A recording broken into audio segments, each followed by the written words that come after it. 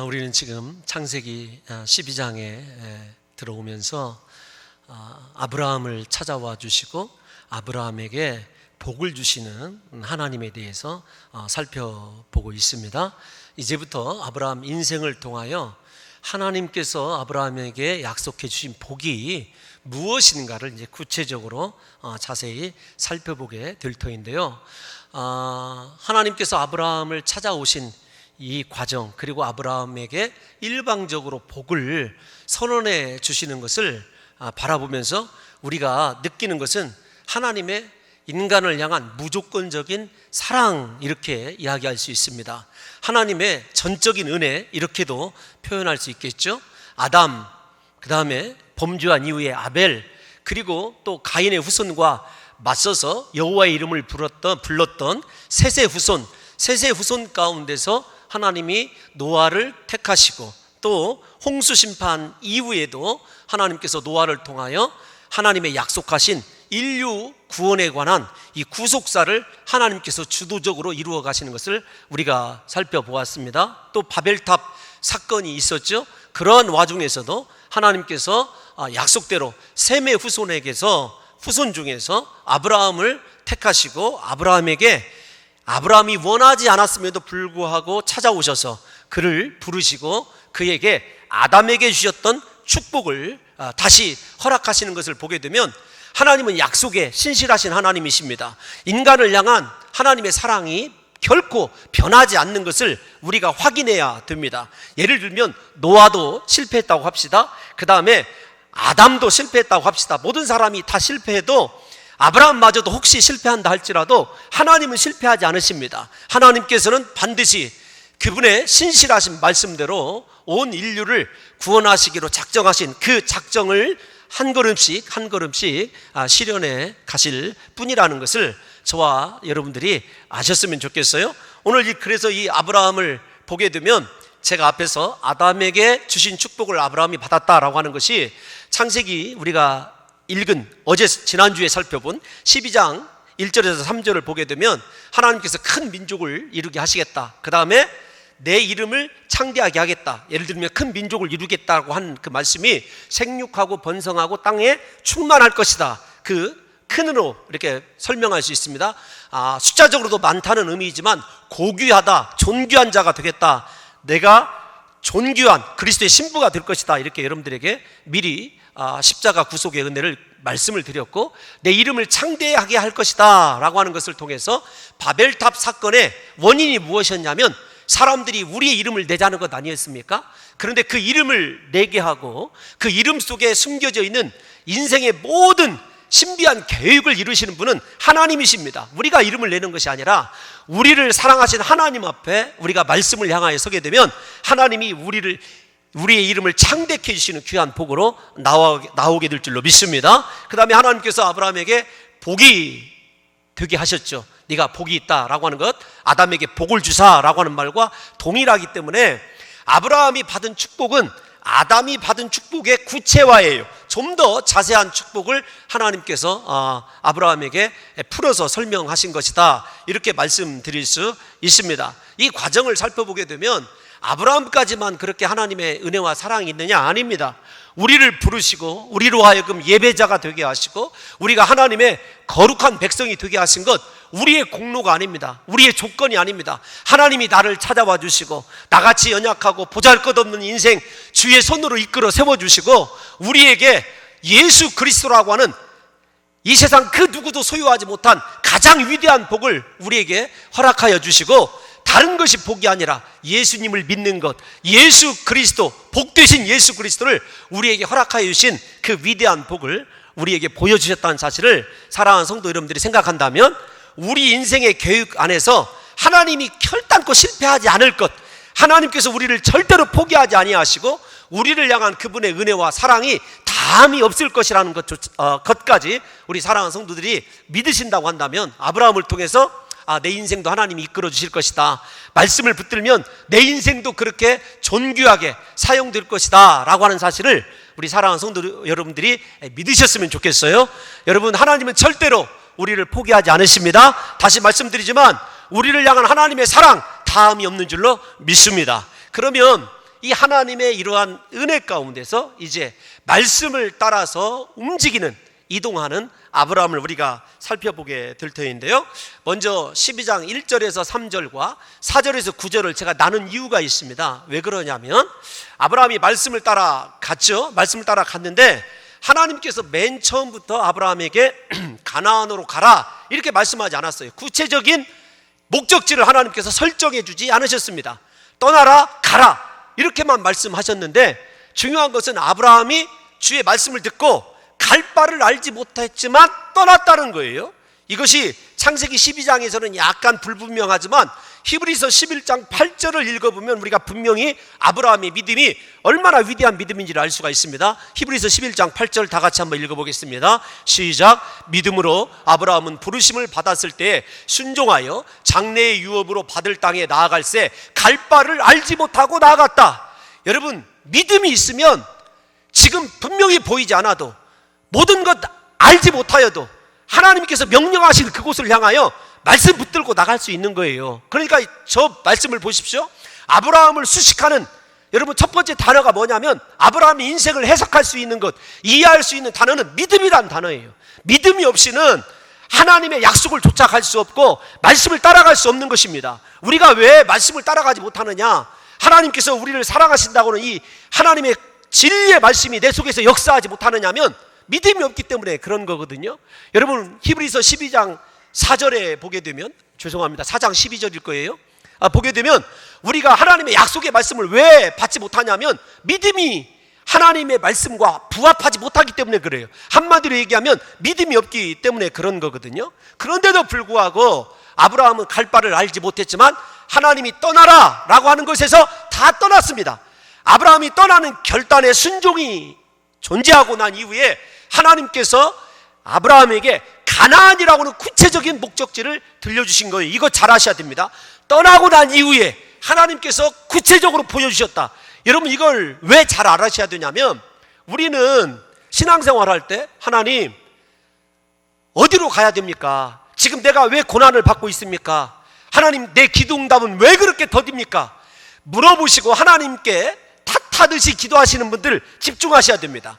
하나님께서 왜 우리에게 구체적으로 보여주시지 않고 우리의 인도하는 방법을 제시하지 않으시냐면 우리에게서 완전한 떠남이 필요하다는 것을 하나님께서 간접적으로 말씀해주고 있는 거예요. 즉 어떤 거냐면 우리가 아직 삶에서 버려야 되고 떠나야 될 것들 중에서 여러분 떠나지 못하고 버리지 못하는 것이 존재하고 있는 한, 완전히 믿음으로 하나님을 향하여 전적으로 돌아서지 않는 한 하나님께서 그 다음의 인생에 나아갈 길을 제시하지 않는다는 것입니다. 여러분 하나님은 아브라함이 모든 것을 버리고 말씀을 따라 나서는 믿음의 결단을 보시고 가나안이라고 하는 목적지를 그에게 가르쳐 주신 것입니다. 부디 우리 사랑하는 성도 여러분들과 저도 이 시간에 먼저 완전한 세상 것에서 떠남, 내 자아에서 떠남, 내 고집에서 떠남, 그 떠남을 통해서 하나님께서 우리를 어떻게 쓰실지, 어떻게 인도하실지를 구체적으로 바라보는 역사가 있으시기를 예수님의 이름으로 축원합니다. 여러분 예수 그리스도를 믿는다는 것은 실제적입니다. 정말 우리가 죄악에서 떠나고 이 세상 것에서 떠나게 되면 하나님께서 분명하게 우리의 갈 길을 보여주시고 우리 안에 갈 길을 감당할 수 있는 은혜와 능력과 달란트까지 허락하여 주시는 역사가 일어나게 될 줄로 믿습니다. 강조하고 싶습니다. 하나님이 먼저 떠나라고 하는 것에서 떠날 수 있는, 그래서 기도 응답이 안 된다고 원망하기보다는 이 시간에 뒤를 좀 돌아보십시오. 내가 아직 떠나지 못한 것이 무엇인가, 버리지 못한 것이 무엇인가, 아직도 의지하고 있는 것이 무엇인가, 하나님이 위해 덧붙들고 있는 것이 무엇인가를 생각해 보셔서 그것을 깨끗이 정리하게 되면 하나님께서 말씀으로 저와 여러분들의 인생을 새롭게 간섭하시고 이끌어 가시는 역사가 일어나게 될 줄로 믿습니다. 여러분 제가 말씀을 따라간 아브라함과 더불어서 사람을 따라간 롯을 잠깐 얘기할 수밖에 없어요. 왜 그러냐면 많은 신학자들은 아니고 목회자들 간에 충돌이 있습니다. 어떤 거냐면 하나님께서 분명히 너의 고향, 그 다음에 친척, 아비집을 떠나라 이렇게 얘기를 했을 때 아브라함의 조카 롯이 친척이죠.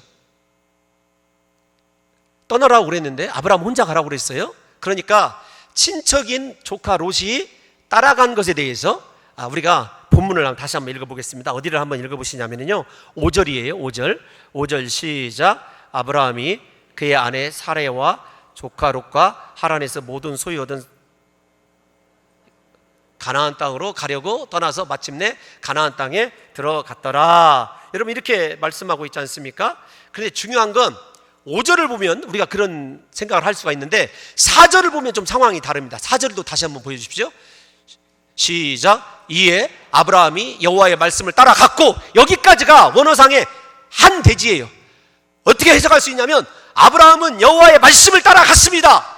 그리고 롯은, 롯도, 여러분들이 좋아하는 그 롯도가 아니라 롯도 그와 함께, 아브라함과 함께 갔습니다. 중요한 건 뭐냐면 성경이 제시하고자 하는 것은 아브라함은 말씀을 따라갔습니다. 롯은 사람을 따라갔습니다. 그러니까 아브라함이 조카 롯에게 야, 나와 함께 가자 청원한 것이 아니라 롯이 자원해서 아브라함을 따라간 거예요. 여러분, 이 상황을 이해하셔야 됩니다. 여러분, 아브라함은 분명히 하나님의 말씀을 들었어요. 그런데 조카 롯을 그렇게 해석하면 안 됩니다. 조카 롯이나 아브라함의 아버지 데라나 하나님의 말씀을 듣지 못했습니다. 아브라함을 보고 따라 나섰던 거예요.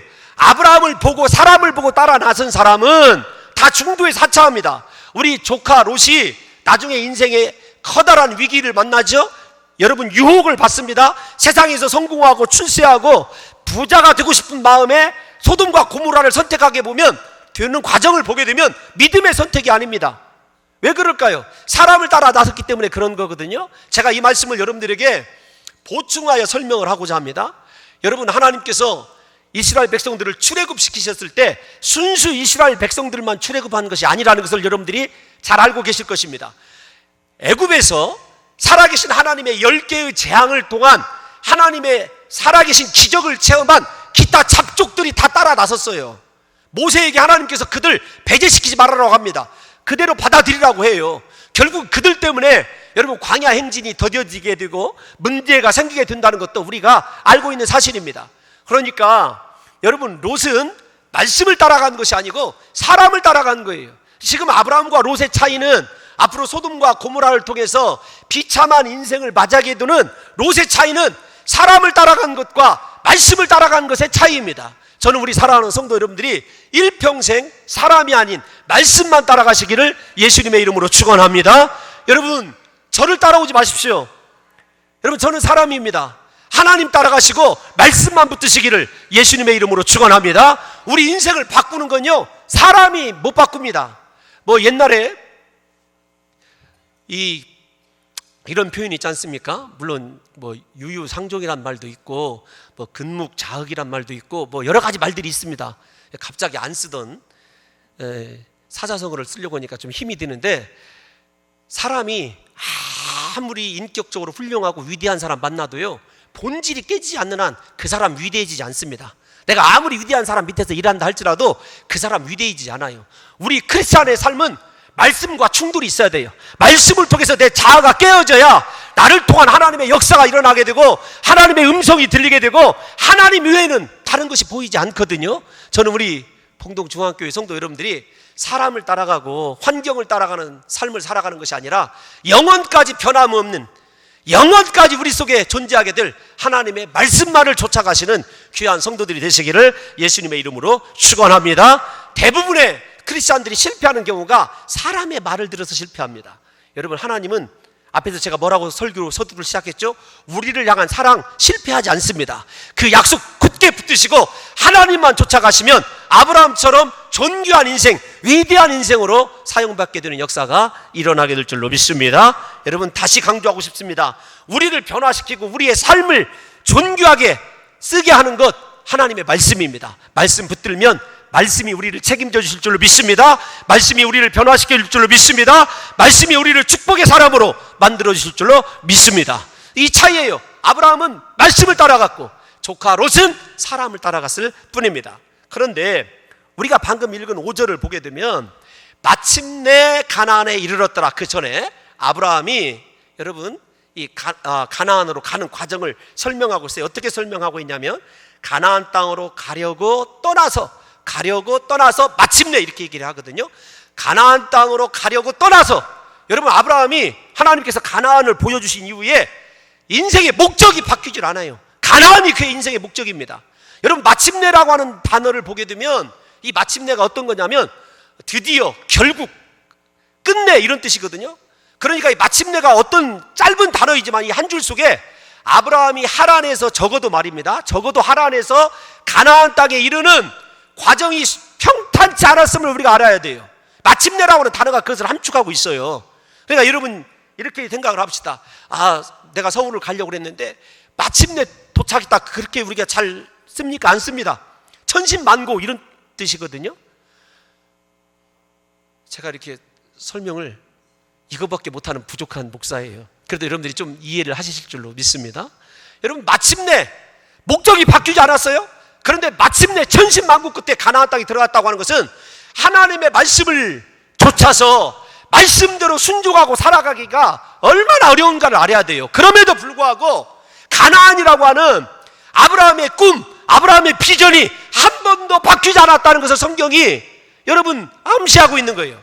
아브라함의 믿음이 얼마나 위대한 믿음인가를 우리가 아셔야 됩니다. 우리가 말씀을 쫓아가는 거요, 순종하는 거요, 이 시간에 이 자리에서는 쉽게 될 것 같죠.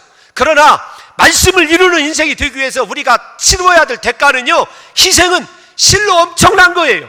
때로는 이 길이 맞은가, 하나님께서 착오하신 건 아닌가, 하나님께서 판단력이 부족하신 것은 아닌가, 제대로 알고 계신가, 여러분 이렇게까지 심지어는 의심이 들 정도로 우리가 말씀을 쫓아간다는 것은 어려운 일입니다. 내가 완전히 자아가 죽어지고 내 속에 말씀이 충만하지 않으면 시시때때로 의심도 나오고 원망도 되고 불평도 되는 거거든요. 단 세 사람이 자신의 모든 소유까지, 재산까지 끌고요, 여러분 400km가 넘는 옛날 고대에 사막을 행진한다고 한번 생각해 보십시다. 여러분, 하루만 가도 과연 이 길이 맞을까, 여러분 염려가 되고 걱정이 되고 의심이 되는 건 사실이 아니겠습니까? 그런데 그러한 과정 속에서도 아브라함은 한 번도 하나님 앞에 원망하거나, 하나님 왜 가나안입니까? 갈대아 우르가 훨씬 더 좋습니다. 하란은 어떤데요? 하나님이 살아계신 하나님이라면서요, 왜 꼭 가나안 땅에서만 역사를 하시려고 합니까? 이 하란에서 얼마든지 역사하실 수 있는 것 아니겠습니까? 이렇게 물어볼 수도 있는데 아브라함은 그러지 않아요. 하나님께서 가라고 했으면 하나님이 가라고 하셨기 때문에 그는 가나안에 있어야 됩니다. 이게 아브라함의 신앙이에요. 여러분, 내 사고와 하나님의 인도하심이 충돌할 때 내 사고를 접어드리고 하나님이 말씀하셨으니까 그곳에 있어야 된다고 하는 신앙의 확실한 여러분 의지만 있다고 한다면 그 인생 하나님이 책임져 주실 줄로 믿습니다. 여러분, 제가 이 말을 이렇게 요약을 해서 썼어요. 아브라함의 인생에 하나님을 향하여 왜라는 질문은 없다. 다만 하나님이 말씀하셨으니까 라는 믿음의 고백만 있었을 뿐이다. 제가 스스로 이 말을 써놓고 저를 대견하게 생각했습니다. 기특하게. 어떻게 이런 기특한 말이 나올 수 있을까? 여러분, 아브라함 인생에 왜는 없어요. 하나님이 말씀하셨으니까만 있습니다. 저는 우리 봉동중학교의 온 성도들이 왜요? 왜 가야 되는데요? 어떻게 가야 되는데요? 이 길이 맞는 건데, 그게 아니라 말씀하셨으면 죽든지 살든지 하나님께서 책임져 주실 걸 믿으시고 여러분 하나님의 말씀을 향하여 달려가시는 귀한 역사가 있으시기를 예수님의 이름으로 축원합니다. 제가 지난주에 설교 원고에 쭉 썼다가 제 얘기는 쏙 뺐습니다. 근데 일부 때 그분들이 계셔가지고 제가 이렇게 그 얘기를 못했어요. 항상 그 다른 실명을 거론하면 파장이 좀 있어서 조심스럽지만 그래도 오늘은 좀 해보려고 그렇게 얘기합니다. 지난주에 목회자로서 참 뿌듯함과 감동을 느낀 사건이 두 개가 있었어요. 하나는 두 분 다 섬 목표를 꿈을 꾸고 있어요. 섬 어떤 섬이라고 얘기를 않고, 근데 이제 그걸 놓고 지금 기도하고 준비를 하고 있습니다. 우리 장로님들과. 근데 이제 한 분이 우리 전도사님 중에 한 분이에요. 전도사님이 저에게 이렇게 얘기를 하는 거예요. 전도사님 중에 한 분이라고 하니까 여러분 적어도 세 분 중에 네 분 중에 한 분이겠죠. 근데 좁혀집이 누굴까? 그걸 지금 머리 막 돌리면 안 됩니다. 지금은 무슨 얘기를 했을까에 이 관점을 맞추셔야죠. 누굴까는 관심을 갖지 마시고 저에게 이렇게 얘기하는 거예요. 목사님, 저는 한 사람이라도 좋고 두 사람이라도 좋으니까 저를 섬에 보내주세요. 섬에 보내달라는 거예요. 그러면서 사모님과 둘이 이렇게 나누었던, 사모님 하면 이제 3명으로 줄어드네. 그 이야기를 이렇게 하는 거예요. 어떻게 얘기를 하냐면, 사모님이 나는 시골 목회를 해야 되는데 시골에 가면 내가 일해서 농사 지어서는 아이들을 그리고 자기 남편 서포트를 할 수 없으니까 바닷가로 보내주면, 섬으로 가면 이렇게 반지락이라고 하더라고요. 정확한 표현인지 모르겠지만 그것도 캐고, 그 다음에 또 이렇게 생선도 잡아서 충분히 좀 이렇게 그것을 팔면서 남편을 서포트할 수 있겠다, 목표를 도울 수 있겠다, 그런 얘기를 하는데 제 마음에 감동이 참 밀려오는 거예요. 오늘날에도, 그것도 오늘날에도가 아니라 우리 봉동중앙교회에 이런 전도사가 있다는 것이, 여러분 저 한 번은 실패해 봤거든요. 시골이라고 안 가고. 여러분 이게 오늘날 이 세대인데 제 마음이 너무도 시원한 거예요. 거기다가 또 다른 교역자가 선목교를 꿈꾸면서 목사님 저 거기 가야겠습니다, 저를 보내달라고 그랬을 때 이게 정말로 제 마음속에 이 뭐라고 할까요, 말로 할 수 없는 감동이 밀려오는 거예요. 그런데 생각해 보십시오. 사람인 제가 우리 교역자 그 어려운 길을 자원해서 간다고 해서 감동이 오는데, 하나님께서 부른 아브라함이 뒤도 안 돌아보고 옆도 안 돌아보고 가나안을 향하여 가려고 떠나서 마침내 천신만고 끝에 가나안에 이르는 그 과정을 보면 하나님이 아브라함이 어떻게 다가오겠느냐고요. 여러분, 하나님을 감동시키는 것 우리의 순종에 있습니다. 우리의 믿음에 있습니다. 여러분, 하나님 앞에서 결단하시고 떠나시고 하나님이 말씀하신 그곳을 향하여 나가게 되면, 말씀대로 결정하게 되면 우리 인생 하나님이 책임져 주시는 놀라운 기적의 역사가 일어나게 될 줄로 믿습니다. 여러분, 이게 하나님의 행복일 거라고 그렇게 생각이 되어지는 거거든요.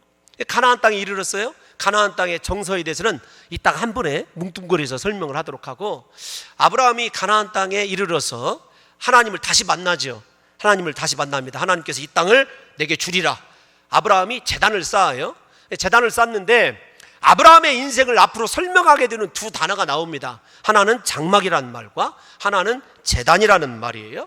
근데 이 제단과 장막이 아브라함의 신앙의 여정을 다 설명해 주는 말이에요. 그가 왜 장막에서 살아야 되는가? 히브리서를 읽어보게 되면, 여러분 11장을 읽어보게 되면 아브라함이 천석을 바라보는 사람이었어요. 그러니까 나중에 거부가 되어도 이 세상 것 필요 없습니다, 하나님의 언약 말씀을 이루는 자로 만족합니다. 아브라함 인생이 그래서 장막에 거주를 하게 되거든요. 또 하나는 제단이 중요한데, 여러분 잘 생각해 보십시오. 이걸 뭘 생각하라는 거냐면, 성경을 성경대로 바라보십시오. 하나님이 아브라함이 요청하지 않았음에도 불구하고 아브라함을 찾아가셨어요. 오늘 성경을 읽어보시면 하나님께서 아브라함에게 제사를 드리라고 요구하지 않았어도 아브라함이 단을 쌓아요. 자, 하나님의 무조건적인 부르심, 아브라함의 무조건적인 제단 쌓음, 하나님의 부르심을 받고 하나님의 말씀을 들은 사람은 자동적으로 하나님 앞에 무릎 꿇고 그를 경배할 수 있는 거예요. 예배할 수밖에 없는 거죠. 예를 들면 우리가 가인과 아벨의 제사를 살펴봤을 때 4장에서 이미 공부를 했습니다. 제사를 어떻게 드려라 얘기하지 않았음에도 불구하고 가인은 아담의 업을 따라서 사는 자였고 아벨은 하나님을 따라 사는 자였어요. 그래서 하나님께서 인간의 수치를 가려워준 피 흘린 그 제사를 아벨이 드렸다는 것 우리가 생각해봤지 않습니까? 노아도 마찬가지입니다. 하나님께서 무지개 언약을 주셨을 때 노아가 반응한 것이 무엇이냐면 제단을 쌓는 거예요. 여러분 이거 감이 안 오십니까? 정말로 하나님을 만나고 하나님의 음성을 들은 사람은 무엇을 가장 소중히 여기냐면 예배 위에 하나님이 우리에게 요구하시는 것이 없어요. 굳이 이사야 43장과 에베소서 1장에 나오는 하나님이 우리를 부르시고 지으신 것은 그분을 찬송하게 하려 함이라, 그분을 찬미하게 하려 함이라, 이런 표현이 아니다 할지라도 우리 인생의 목적은 하나님을 예배하는 거예요.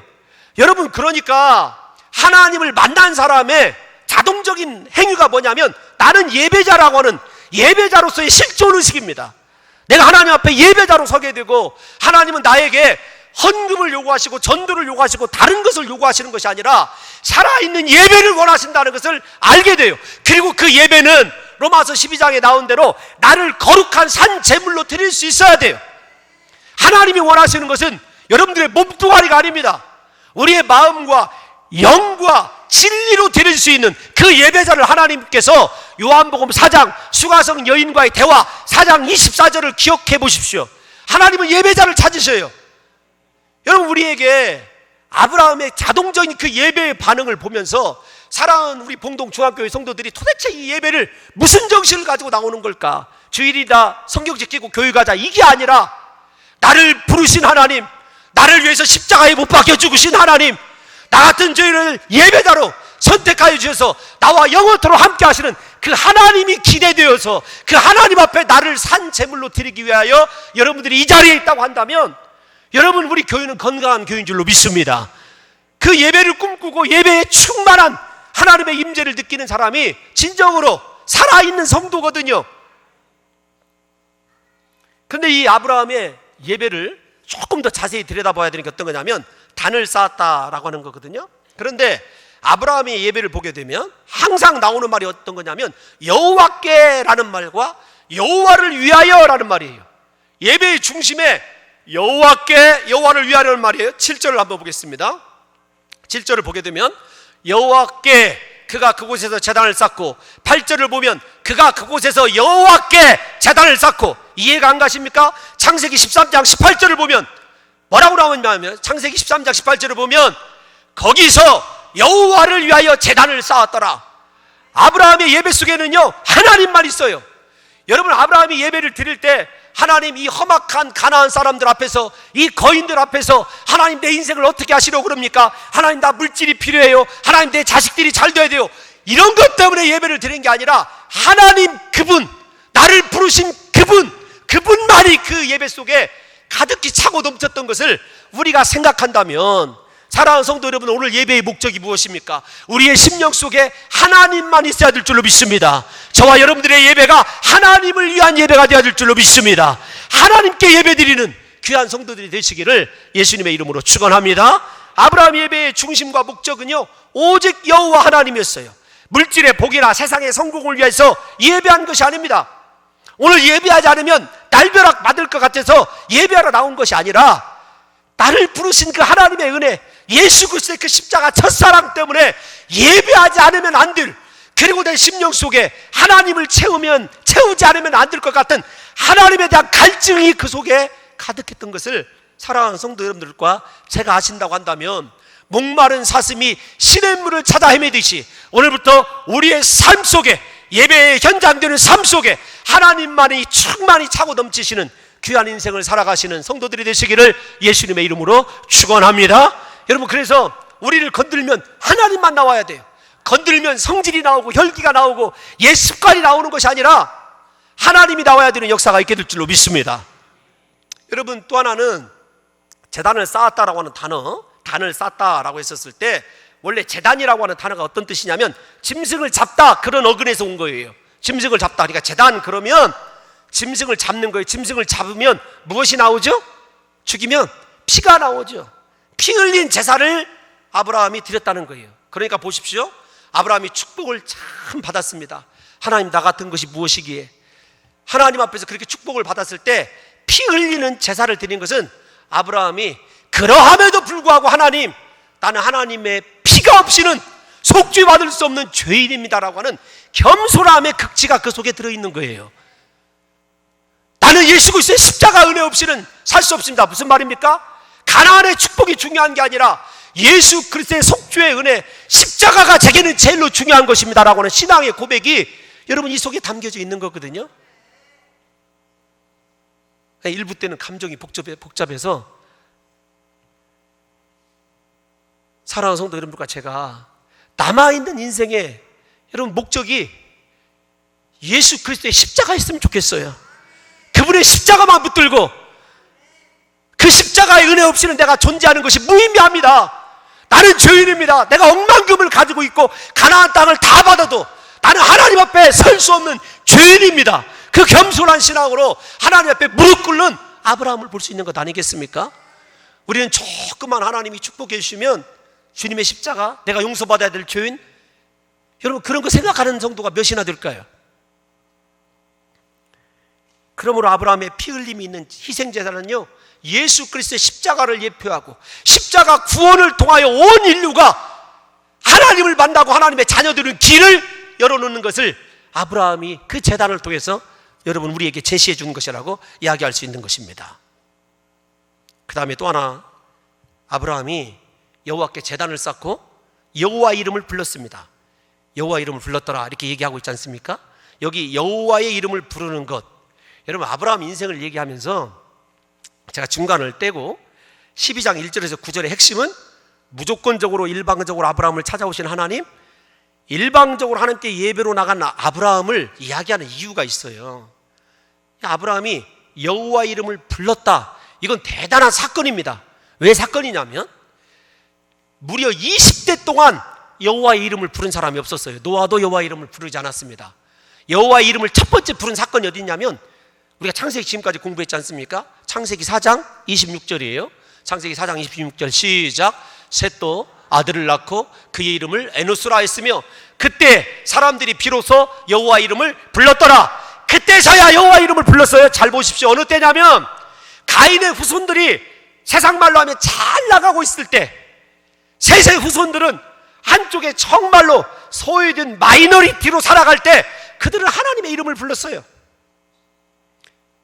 여러분 셋에서 노아까지 10대, 노아에서 아브라함까지 10대입니다. 무려 20대 만에 아브라함이 제단을 쌓고 여호와 이름을 불렀어요. 그런데 여호와 이름을 부르다라고 하는 뜻은 어떤 뜻이냐면 이런 겁니다.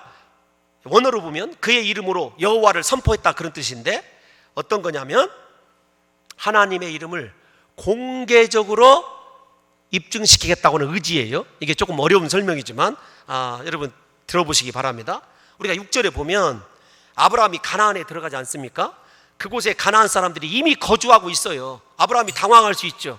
하나님이 나와 내 후손에게 준 땅이라고 그랬는데 그것도 키가 큰 거인들이 거주하고 있어요. 그런데 그 사람들이 얼마나 포악한지 몰라요? 거기다가 우상을 숭배하는 게 뭐냐면 성경에 세겜 땅을 지나서 모래 상수리 나무 이렇게 얘기를 해요. 모래 상수리 나무. 근데 여러분 모래라고 하는 말이 아람어로 어떤 뜻이냐면 선생, 선지자, 예언자 그 뜻이에요. 그러니까 광야에 큰 상수리 나무가 있다고 생각합시다. 저는 이것만큼은 제가 여러분들에게 확실하게 설명할 수 있어요. 봉동에 둥구나무 모르는 분 손 한번 들어보세요. 다 이 전주에서 오신 분들이나 코하루에서 오신 분들 잘 모르시죠? 둥구나무가 있어요. 봉동에. 옛날에 수령이 오래되고 나무가 이렇게 크면은 우리도 봉동 사람들도 우리라네. 봉동 사람들도 거기에 1년에 한 차례씩 10월 10일인가요 장로님? 예? 7월 20일이랍니다. 제가 봉동에 10년째 살고 있어도 잘 몰라요. 참 뭔가를 해요. 근데 그 이름이 뭐냐면 당산제예요. 당산제. 그러니까 잘 보십시오. 모래 상수리 나무, 예언자. 여러분 선생 그 말은 상수리 나무를 통해서 예언하는 우상을 숭배하는 사람들이 그곳에 살고 있어요. 그 사람들이 포악합니다. 여러분 병거도 가지고 있어요. 철기 문명을 누리는 사람입니다. 그런데 거기에다 제단을 쌓았어요. 그리고 여호와 이름을 불렀어요. 무슨 말이냐면 너희는 이렇게 우상을 숭배하는 자지만 나는 하나님을 섬기는 자다. 오늘날로 말하면 세상 사람들에게 나는 예수 믿는 크리스찬입니다. 나는 하나님의 제자입니다. 나는 하나님의 아들입니다. 지금부터 내 삶을 통해서 여러분들에게 하나님을 보여줄 것입니다. 전쟁의 선포가, 영적인 전쟁의 선포가 아브라함의 믿음의 고백을 통해서 울려 퍼지고 있는 것이 바로 이곳이에요. 여호와 이름을 왜 20대 만에 불렀는가? 사랑하는 성도 여러분들이요, 여러분들은 어떤 하나님을 믿고 계십니까? 아무도 없어도 그곳이 척박한 광야라 할지라도 나의 영적인 전쟁의 선포를 통해서 승리를 가져다 줄 살아계신 하나님임을 분명히 믿고 있습니까? 아브라함은 가나안 사람들에게 살아계신 하나님을 증명해 보이고 싶은, 나를 부르신 하나님, 나를 축복하신 하나님을 보여주고 싶은 신앙의 열정으로 제단을 쌓았고 하나님의 이름을 부른 것입니다. 아브라함이 하나님의 입증을 할 수 있는 것이 왜 예배였을까요? 하나님을 입증하고 보여주고 싶어하는 결단이 왜 예배였겠느냐? 여러분 이거 생각해 본 적 있습니까? 우리 방식으로 쉽게 얘기하면 이렇게 얘기할 수 있습니다. 하나님, 나에게 권력을 주세요. 돈을 주세요. 그러면 내가 하나님의 이름을 높이 멀리 떨쳐드리겠습니다. 이런 기도하시는 분들 계시지 않습니까? 제가 우리 그 학생 가운데 대통령이 된다고 하는 아이가 있어서 너 대통령 되지 말아라 그랬습니다. 목사가 저주한 것처럼 드립니까? 아닙니다. 너 대통령 되면 예수님마저 잃어버릴 확률이 높다. 우리나라 보십시오. 세 분의 장로님들이 거쳐간 대통령 자리 보시라고요. 아브라함은 권력을 통해서, 세상의 출세를 통해서, 무지막지한 물질의 모험을 통해서 하나님 보여주겠다고 얘기하지 않았습니다. 여러분들도 간혹 이렇게 기도하죠. 하나님 나에게 돈을 주시면은요, 하나님의 이름을 온 땅에 선포할게요. 나에게 직장에서 승진하면은요, 이번에 위기만 넘어가면은요, 하나님 하라는 대로 다 할게요. 하나님 영광 돌릴게요. 거짓말입니다.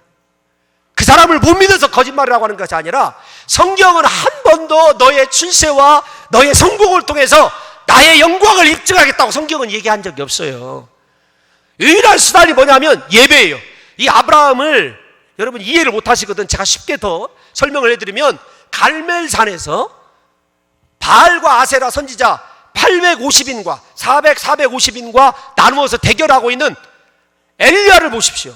엘리야에게 하나님이 이미 신비한 능력을 주셨습니다. 엘리야가 기도하면 하늘이 문을 닫아요. 비를 내리지 않습니다. 3년 반 동안. 엘리야가 기도하면 하늘이 열려요. 예를 들면 바알과 아세라 선지자와 대결을 할 때, 하나님이여 강력한 회류바람을 내리시사 이들을 싹 물리쳐 주십시오. 땅이 갈라지게 하십시오. 그런 예들이 얼마든지 많이 있지 않습니까? 모세를 대적하던 자들 땅이 갈라져 갖고 삼키는 예, 그런 기적이 일어나면 얼마나 좋겠어요. 하나님을 훨씬 더 입증시킬 수 있는 것 아닙니까? 그런데 엘리야는 그걸 선택하지 않습니다. 자기가 기도하면 하늘의 문이 열리고 닫힐 줄 아는 능력이 있음에도 불구하고 제단을 쌓아요. 짐승을 각을 잡아 벌려놓고 도랑을 파고 물까지 흥건하게 붓습니다. 그리고 하나님의 임재를 보여줌으로 이스라엘 백성들에게 하나님 편에 설 것인가 우상 편에 설 것인가를 선택하게 하는 거예요. 예배가 가장 인격적이고 하나님적인 방법이고, 예배의 성공을 통해서 하나님께서 살아계신 하나님을 입증하자 한 것이거든요. 아브라함도 똑같아요. 우리 인생도 마찬가지입니다. 여러분 정말로 세상에서 출세하고 성공해서 하나님을 보여주고 싶은 욕망이 있으시거든. 그거 내려놓으시고요, 예배를 통해서 나에게 불로서 응답하시고 성령으로 임재하시고 내 삶을 바꿔놓으시고 인생을 바꿔놓으실 나의 변화를 통해서 세상 사람들에게 예수 그리스도가 이런 존귀한 분임을 보여주기를 결단하는 귀한 역사가 있으시기를 예수님의 이름으로 축원합니다. 세상에 기적으로 사람들이 예수 믿을 것 같지 않습니까? 예수 믿을 것 같습니까? 아닙니다. 나의 변화됨보다, 나의 하나님 사랑하는 것보다, 내 인생의 목적이 예수 그리스도의 십자가에 붙잡힌 것보다 더 강력한 메시지는 있을 수가 없어요. 아브라함이 지금 그것을 얘기하고 있는 것 아니겠습니까?